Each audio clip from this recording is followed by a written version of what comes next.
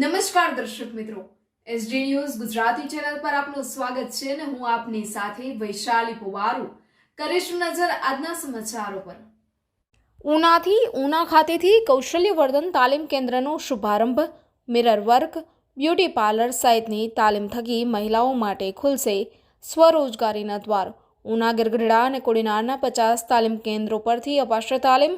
વડાપ્રધાન શ્રી નરેન્દ્રભાઈ મોદીની આત્મનિર્ભર ભારતની પરિકલ્પનાને સાકાર કરવા તેમજ જિલ્લાના ખાણ પ્રભાવિત વિસ્તારની મહિલાઓને સ્થાનિક સ્તરે યોગ્ય તાલીમ અને રોજગારી પ્રાપ્ત થાય તેવા શુભ હેતુસર ઉના જલારામવાડી ખાતેથી કૌશલ્યવર્ધન તાલીમ કેન્દ્રના વર્ગોનો શુભારંભ કરવામાં આવ્યો હતો।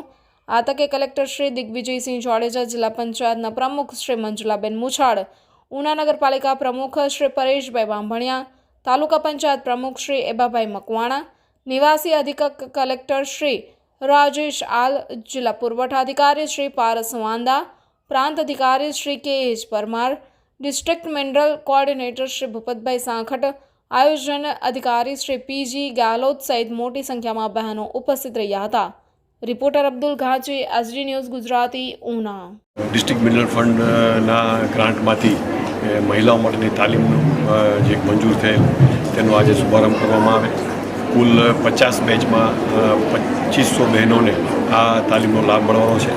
તેમાં બ્યુટી પાર્લર છે, પછી જે બહેનોને વર્ક કરતી હોય છે એ અંગેની તાલીમ આપવામાં આવશે। 15 દિવસની તાલીમના અંતે જે ભાગ લેનાર બહેનોને એક પણ આપવામાં આવશે અને ભવિષ્યમાં જો આ બહેનોને ફંડની જરૂરત ઊભી થાય તો બેંક સાથેનું પ્રોપર લિંકેજ પણ કરવામાં આવશે।